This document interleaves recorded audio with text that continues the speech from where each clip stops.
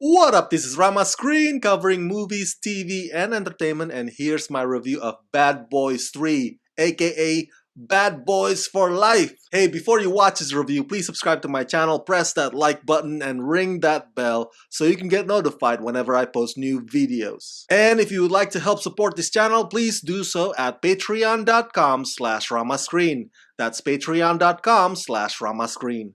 Let's rock this. Bad boys, what you gonna do? What you gonna do when they come for you? Bad boys. I was a huge fan of the previous two films, which is why when it was announced that they were planning to make a third one, I was a bit concerned or worried because not only for the fact that third installments are often terrible, but also way too many years have gone by since the second movie. If you wait too long to make a sequel, you might not get the momentum or the enthusiasm that you need because audiences might have moved on to other shinier things, like those spandex pleather-wearing superheroes. On top of the fact that Bad Boys for Life was not gonna be directed by the same guy who gave us the previous two, Michael Bay. So that's worry on top of worry. But you know what?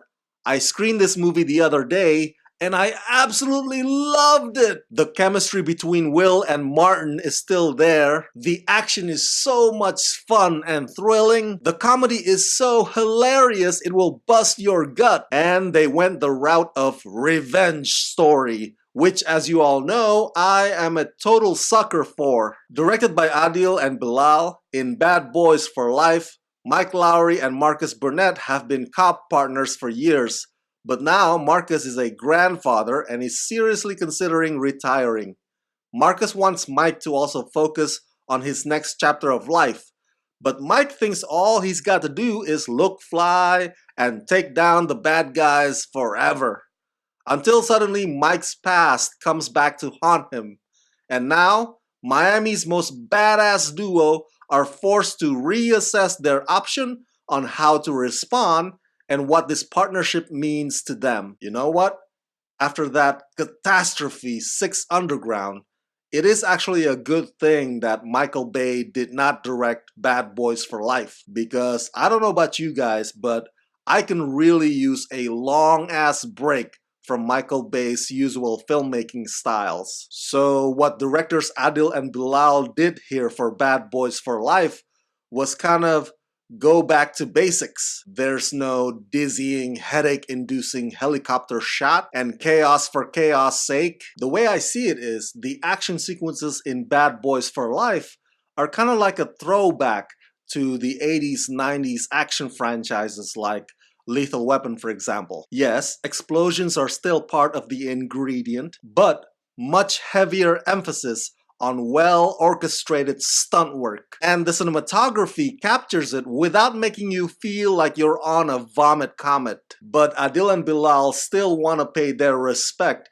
to some of this franchise's memorable signatures. So yes, this installment does have that cool slow-mo sequence where Will and Martin step into the frame. The only thing missing this time is the famous line, "Shit just got real." Hey, Will Smith and Martin Lawrence still got it, yo. And may I just say that it feels really good to particularly have Martin Lawrence back on the big screen. I mean, this past decade, Kevin Hart kind of did a good job of filling that void, and there ain't nothing wrong with that. But there's only one Martin Lawrence, and to have his brand of humor back after all these years is just awesome. Both Will Smith and Martin Lawrence put on their iconic roles smoothly. You might be wondering if they have gotten rusty, but nope. None of that, man. Both men perform like two guys who know their characters inside out. Hell, even Martin Lawrence gets to show off a tiny bit